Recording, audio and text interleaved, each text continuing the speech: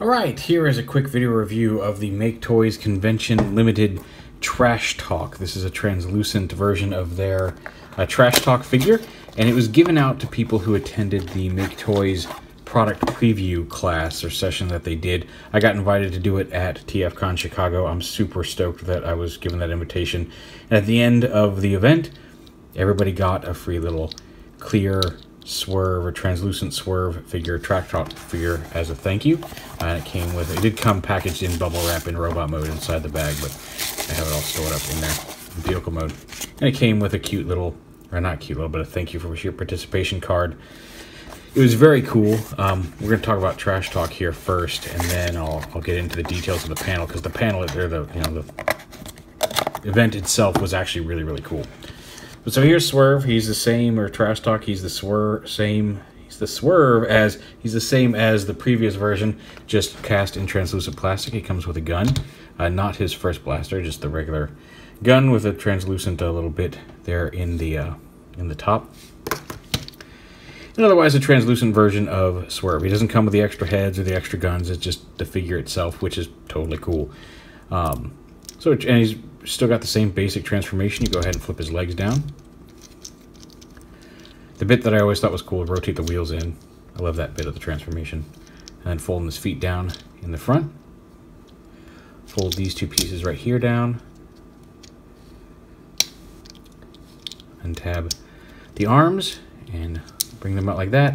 Take this piece and rotate it up.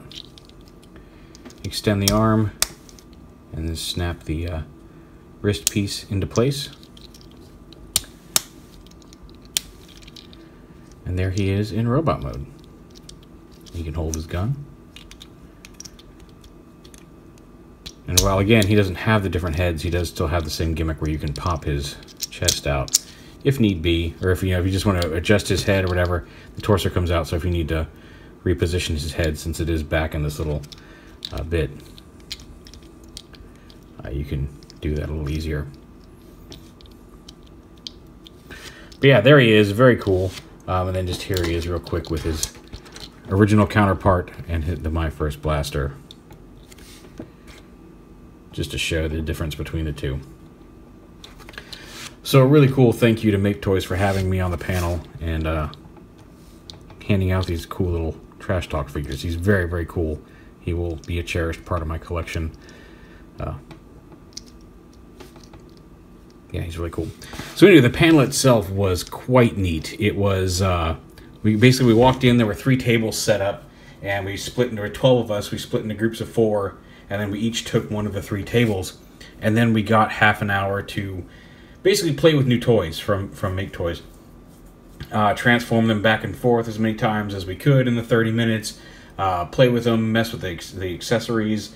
And then at the end, we took a little survey based on, just gave feedback on the toy. Was there anything rough? Which is really kind of cool that they're taking the time to solicit that kind of feedback from actual fans and people who play with the toys. This could be clearer. The instructions could be clearer here. This part was a little hard to move. Really informative, both for us to get to check these out, and I think it'll give them some more direct feedback. Now, obviously, some of the figures were closer to final, but really kind of neat to have them do that kind of thing. So the first toy that I got to play with was Contact Shot. It's a little further along than it was at TFCon Toronto. It was molded in colored plastic, had a few paint apps. I don't know if it was the final paint apps, but it still wasn't a final figure, but was closer to final. It was really pretty cool. A couple bits like going back to car mode, and the legs were a little rough, and I mentioned that on my feedback form. But very neat. His target master is really cool. The way his little barrel folds up onto his back in robot mode, and there's an extra barrel piece that what's the word I'm looking for? Enhances his gun mode. But really kind of neat. Had some cool stuff. Again, a few bits that folded up in the cockpit that you really have to do in the right order. But he stands about the same height as Cupola and Iron Will. He's in that scale, part of the remaster line, but was a fun figure. Got to play with what I believe was a pretty much final Rioter Despotron, which was like, I actually took my Striker Manus into this panel because I figured that one was going to be there, and sure enough, it was. He was incredibly fun. Like I said, he should be close to shipping. He should be out soon, and I was really stoked to play with him. He was probably my favorite figure from the panel because, just like I said, I've been looking forward to that one ever since I got Striker Manus. Those the cross dimension figures are really pretty cool. So I'm looking forward to him coming out. And then the last figure we got to play with was a T2 sample, which was basically the second run through the mold sample. So it was still, I mean, although it was technically still loose and floppy, it was still a pretty solid figure. But we got to play with Downbeat, their Jazz, which is it's a really cool figure. It's got plenty of accessories. It's got speakers that attach to his hips and his shoulders in robot mode. He's got a special attachment that hooks into his hand that makes it look like he's got the winding winch with an actual string that extends and can be rolled back up. His pistol, he's got swappable faces. You actually pull his helmet up off of his head and then pull his face off and then put a new face on and then put his helmet back on, which is kind of cool. But he was very posable, so a really neat transformation.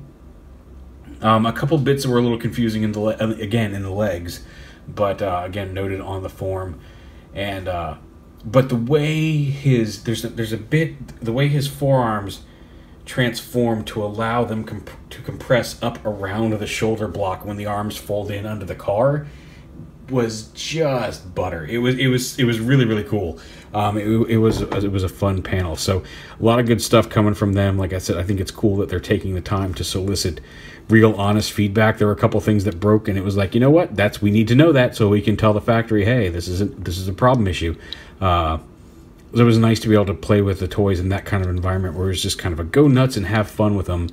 And I did. The Jazz was really good. Their Downbeat Rider Despotron, like I said, is probably my most anticipated figure for the rest of this year, because that Mastermind Megatron is probably not coming out until next year, so I can say that.